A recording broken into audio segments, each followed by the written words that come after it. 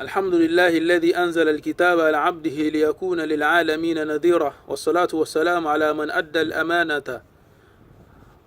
وبلغ الرسالة وعلى آله وأصحابه ومن تبعهم بإحسان إلى يوم الدين ثم أما بعد فالسلام عليكم ورحمة الله وبركاته ودعوكم فولون وطرقية جفان محمد صلى الله عليه وسلم أسكو بوكينا تجينا قرآن قربان دالري أو بيوامجي أتبقوا عفاوة وكل من له حق علينا أتبقوا عواتون لتوكيكي أولاندكم باني شدادا فوا إليني داون نرانك بني سوكي فون إكانا عفا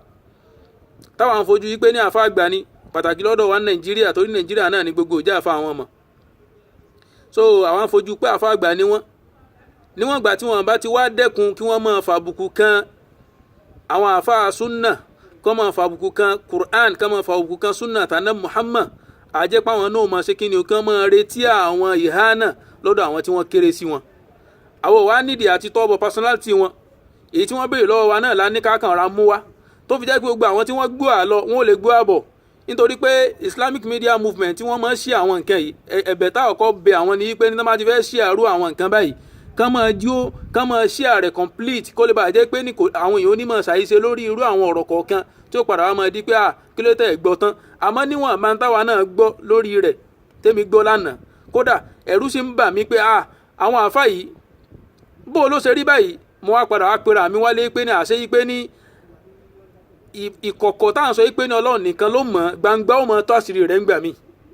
táàfin wa mọ̀ rò pé ní akérèdé táàfà yóò látúbọ̀ tán ẹwọ́ kọ̀kọ́ rẹ̀ sọ́lọ́wọ̀n mọ́ ni tàbá lọ worú àfà tó bá kú láyé tàbá rí pé nígbà kó tó kú láyé àwọn fàdíhà kan padà wá ń bá ẹ lọ mọ̀ yí pé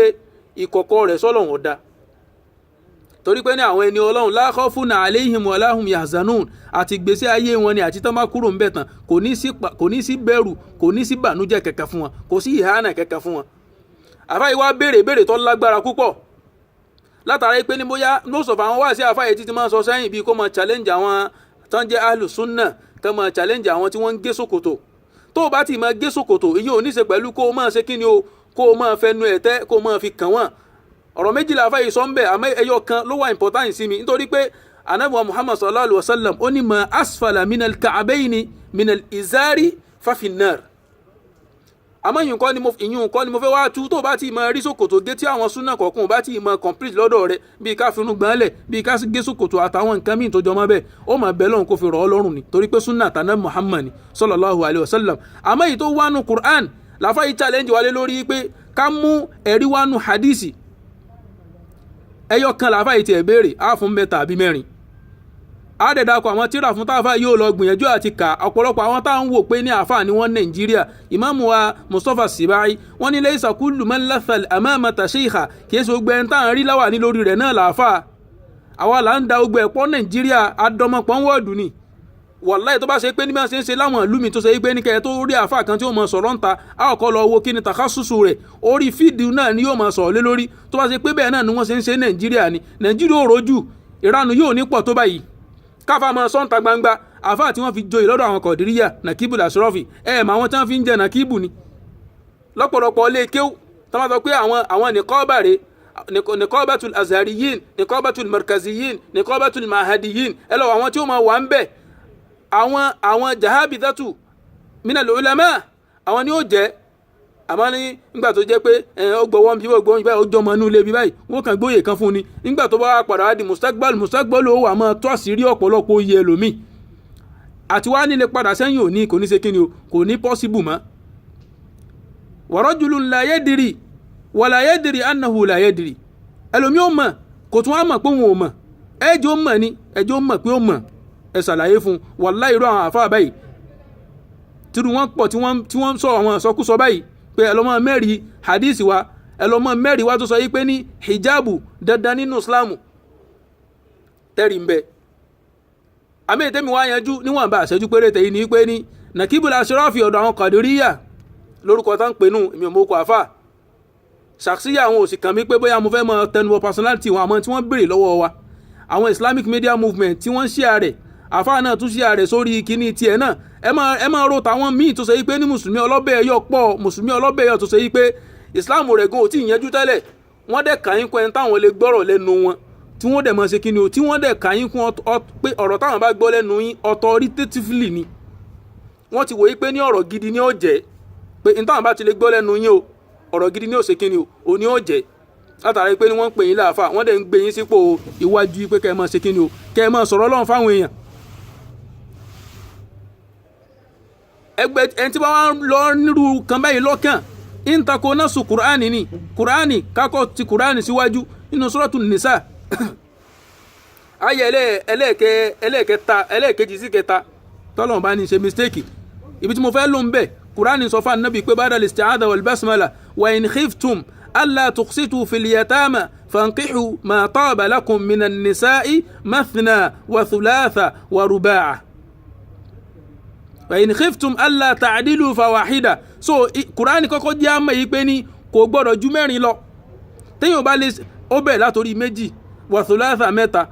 wa ruba'a ó di mẹ́rin tó o bá ti wá ń wé pé ní àti dédé ó ṣe kódà lọ́dọ̀ àwọn afá àkọtíà lórí pé ní in khiftum alla ta'dilu tí kùránì sọ kí ni maksudu rẹ̀ ibẹ̀ ńkọ́ là ń lọ fàwáhídà táwọn wá padà sórí ẹyọ kan. àwọn obìnrin tó ṣe pé ní Islam ẹlòmí òwúlẹ̀ tí strong tẹ́lẹ̀ ẹ̀ ń fẹ́yàwó mi lẹ́nìkan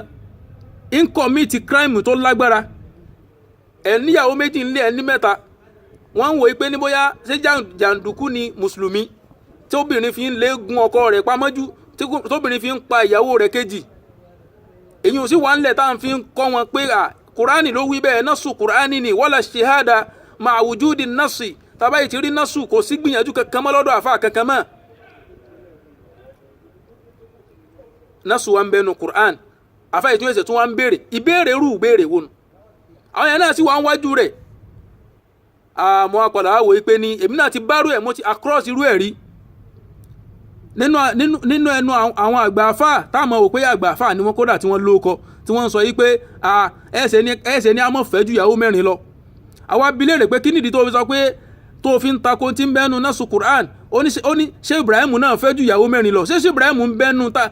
bẹ́nu sọ́ọ̀sì Islam ni. tá bá fẹ́ sọ pé a fẹ́ mú ọ̀rọ̀ ẹ̀sìn ṣé Ibrahim níyàsì ṣé wọ́n ń bẹ́nu nǹkan táwọn fi dá sọ́rọ̀ ẹ̀sìn. tọ́rọ̀ ẹ̀sìn bá ti wà ńlẹ̀ tí Qur'an ti ń bẹ́ ńlẹ̀ tí sunna ń bẹ́ ńlẹ̀ tí ṣé Ibrahim bá kọ tírà tó bá kiri àwọn kẹ́ńbẹ́ táwọn náà ṣe gbìyànjú lórí ẹ̀ á mú ń bẹ̀ وكل يؤخذ ويرد إلا صاحب هذا القبر gbogbo ọlọ́rọ̀ rẹ̀ yá dé tí bá sì ń sọ̀rọ̀ la lè múnú ọ̀rọ̀ wọn la lè jọ̀rọ̀ wọn lẹ̀ àfọ̀rọ̀ àná Muhammad Kùránì ń bẹ lọ́dọ̀ rẹ̀ wáhìí ni hadith ń bẹ lọ́dọ̀ rẹ̀ wáhìí ni tí ń jẹ́ súnà wà súnà tí sì ń jẹ́ súnà yìí táwọn afá yìí tán rò yìí pé ní àwọn fẹ́ máa fẹnu kùn yìí tán fi ń pẹ̀lú míì ni pé àwọn oníṣòkòtò fẹ́fẹ́ yẹn tán pẹ̀lú àwọn ní súnà yẹn ما أضيف إلى النبي صلى الله عليه وسلم من قول أو فعل أو تقرير أو كان ibẹ̀ ńkọ́ ni mò ń lọ hadith ẹyọ kan làáfà ìbéèrè ẹ̀jẹ̀ sáré fún méjì àbí mẹ́ta lásìkò jahiliya kí islam tó dé kí kúránì gan tó tí kúránì tó máa sọ̀kalẹ̀ sọ́dọ̀ ànábì Muhammad sallallahu alaihi wasallam wọ́n fẹ́ ju ìyàwó mẹ́rin lọ wọ́n fẹ́ ju márùn lọ wọ́n fẹ́ oríṣiríṣi ìyàwó àríyìn tó ní mẹ́sàn àríyìn tó ní mẹ́wàá ìgbà kùránì dé táyà ìsọ̀ kàlífà náà Muhammad sallallahu alaihi wasallam nínú àwọn tí wọ́n gba ìsìláàmù tíyàwó wọn sì ju mẹ́rin lọ inú wọn ni Gilan bun Salama nínú wọn ni ẹ máa bá mi ta ó dé níwáhùn inú wọn ni Qais bun al-Harith ó di méjì inú wọn ni Nawfal bun Ma'awiya ó di mẹ́ta inú wọn ni Umayratul Asadi ẹja fìlẹ̀ bá mẹ́rin káwá lọ wò só ní orí pa ṣé hadith wáyé lórí ẹ̀ ìwọ̀n bẹ́ẹ̀ náà àwọn tíra tó ṣe pé ní akànramọ́ mu àrọ̀ mu wá ni ẹlọ́wọ́ nù Sunanu Tirmidhi hadisi 1128 ẹ má lè lọ wo hadisi yẹn òǹkálùkù náà lè lọ wo Sunanu Tirmidhi ọlọ́run sì ṣe ngọ́gù tí ó translate àwọn hadisi ṣe kí ó translate yẹ fún wa. ani Zuhuri an Salim bun Abdallah an ibn Umar anna Ghaylan bun Salamata al-Thaqafi ẹ máa gbọ́ o aslama ọgbà islam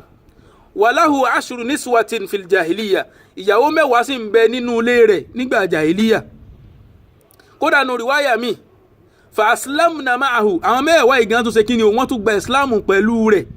wọ́n gba islam pẹ̀lú Gailan ọmọ Salama fa amarahu nabi sallallahu alayhi wa sallam anabi wa ọ̀pá láṣẹ yìí pé ní an yatakhayyar arba'an minhunna anabi ní ìwọ Gailan ọmọ Salama o lọ ṣẹ̀ṣà mẹ́rin nínú àwọn ìyàwó rẹ mẹ́wẹ̀ẹ̀wá yìí kó ṣe kí ni o kó lọ ṣẹ̀ṣà mẹ́rin nú ẹ̀ ẹ wo nǹkan hadisi àkọ́kọ́ nù ẹ rí inú Tirmidhi kódà ẹ tún rí nínú Ibn Majah ẹ lọ rí ní hadisi 1953 ẹ lọ wo ń bẹ òǹkàlùkù náà lọ wo kó tẹ̀ sí Google rẹ̀ yóò hadisi yẹn ni kó gbé jáde yóò gbé hadisi yẹn jáde fún Gailan ọmọ Salama àfa Nakibul Ashrafi ẹ lọ wo nù Sunanu Tirmidhi ẹ lọ wo nù Ibn Majah àwọn tíra míì náà ń bẹ tó epo tún wà nù ẹ o tó ṣe yí pé àfa yóò ní ìdíkọ́ lọ́mọ yẹ tíra ò dáadáa àti gbogbo àwọn irú wọn bẹ́ẹ̀ pàtàkì jùlọ ẹ̀yin Sufi ìtẹ́ ń dálẹ̀ ó lágbára pọ̀ wàláhì ó lágbára púpọ̀ ìtẹ́ ń dálẹ̀ lágbára púpọ̀ àfikọ́ lọ́wọ́n balẹ̀ kọ́ ọlá kó ṣàánú mi kó ṣàánú yín kó ṣàánú gbogbo mùsùlùmí lọ́wọ́ gbogbo ara wa yìí náà ni ọ̀pọ̀lọpọ̀ afọ́mọ̀ sọ̀rọ̀ pẹ̀lú fẹ́nu tẹ́yìn bá ń fẹ́ ju ìyàwó mẹ́rin lọ ẹ̀yin àtọ́lọ́run ẹ lọ pàdé Ọlọ́run ọba yín àmì ẹjẹ́ mùsùlùmí ọgbọ́ yé ọ̀pọ̀lọpọ̀ mùsùlùmí tẹ́lẹ̀ ọlọ́bẹ̀ yọ òwúlẹ̀ níwá tẹ́lẹ̀ tí nǹkan ò yé wa ẹ̀ tí wọ́n sọ fún wa ká máa fẹ́ ju ìyàwó mẹ́rin lọ èwo nù àwọn sàábẹ̀ ẹ̀rí tó ṣerú ẹ̀ ànábì tó ṣerú ẹ̀ gan kálómi tún gbẹ ẹlòmí ò tún gbọ́ rí ànábì gangan tọ́lọ́ ń pa láṣẹ pé kó fẹ́ tíyàwó rẹ̀ ju mẹ́rin lọ inú àwọn khususiyati ànábì ni inú àwọn tánàbì fi ń já ànábì nìyẹn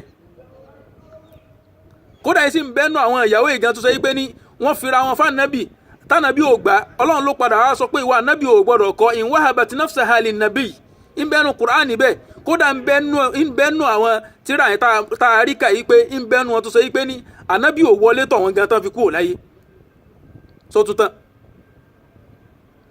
ẹjá lọ wo inú Sunan Abi Dawud 2241 kálọ̀ hadisi ẹlẹ́ẹ̀kejì tí mo tún fẹ́ kà ń bẹ̀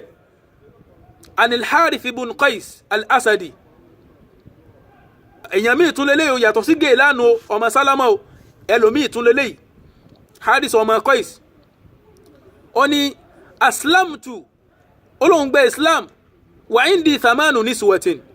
obìnrin mẹ́jọ ìyàwó mẹ́jọ sì ń bẹ lákàtà mi ń bẹnu lé mi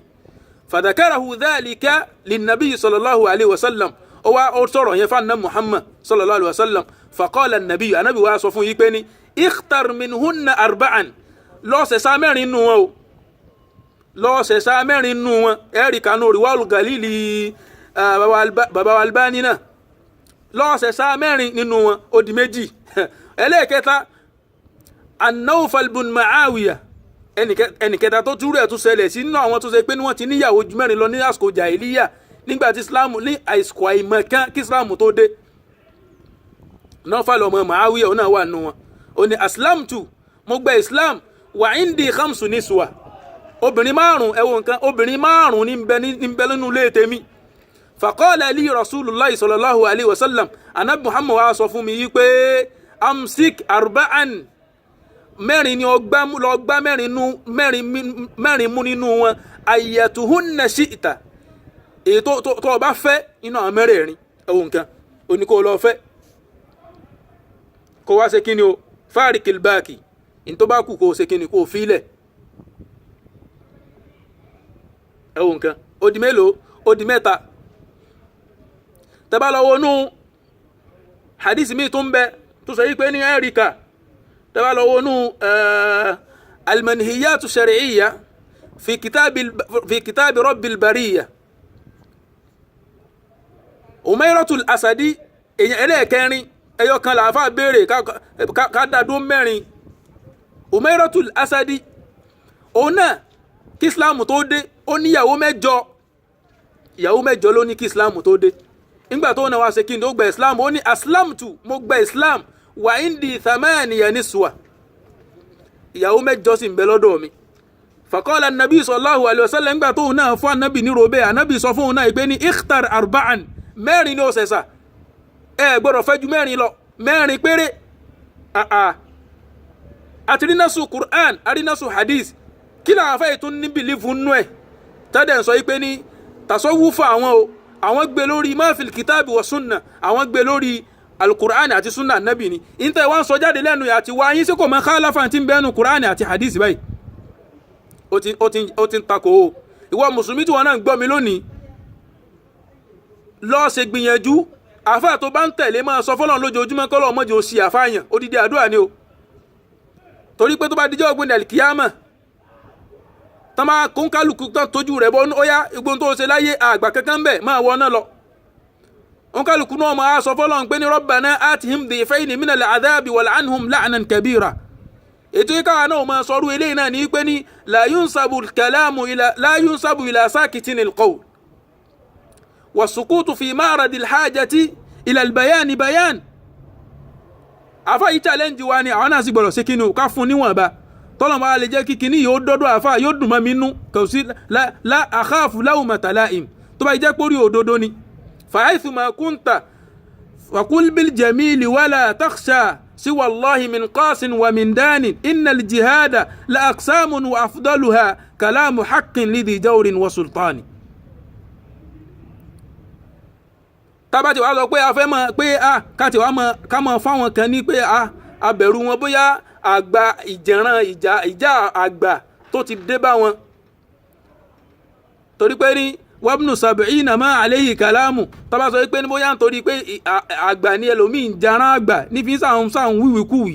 tá a fi wò pé wẹ́ àwọn tí wọ́n jọ wà ní sẹ́ẹ̀tì wọn kájọ mọ́ ṣe kí ni o kájọ mọ́ fún wọn. Nakibul Ashrafi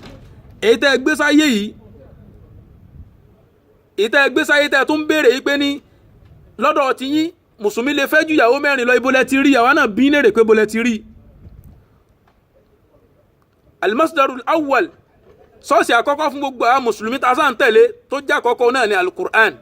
ìkejì náà ni hadith anna muhammad sallallahu alaihi wasallam kó tó di pé yóò débi al-ijma kó tó débi al-qiyas. ẹ wá mú jáde fún anu mẹ́rẹ̀ẹ̀rin ibi tẹ́ ẹ ti rí pa alẹ́ fẹ́ ju ìyàwó mẹ́rẹ̀ẹ̀rin lọ. kódà imam maliki wa shafi'i wa ashabuna wọ́n dúró lórí pé ní ẹ ń bá fẹ́ ju ìyàwó mẹ́rin lọ wọ́n gbà pé ní ṣe sìná ni yurjam á lẹ́ lóko pa ni gbà tọ́wọ́ pé lùdí náà fi ń lòfin sẹ̀ríà ó ti tọ́ sóko á lẹ́ lóko pa. ìbẹ̀lẹ̀ yín ti wá ń sọ jáde pé yẹn lè fẹ́ ju ìyàwó mẹ́rin lọ. ibo lẹ ti wá rí? àwa náà wá ṣe kí ni o, àwa náà wá ń bí léèrè pé ibo lẹ ti rí, kẹ́yìn náà dá wa lóhùn. àti gbogbo àwọn tí wọ́n ń tẹ̀lé yín ń bẹ́nu ọ̀pọ̀lọpọ̀ kan mùsùlùmí mi mọ̀ tó náà gbé sẹ́mi pé òun ó fẹ́ ju ìyàwó mẹ́rin lọ nítorí pé ṣé Ibrahim fẹ́ ju ìyàwó mẹ́rin lọ.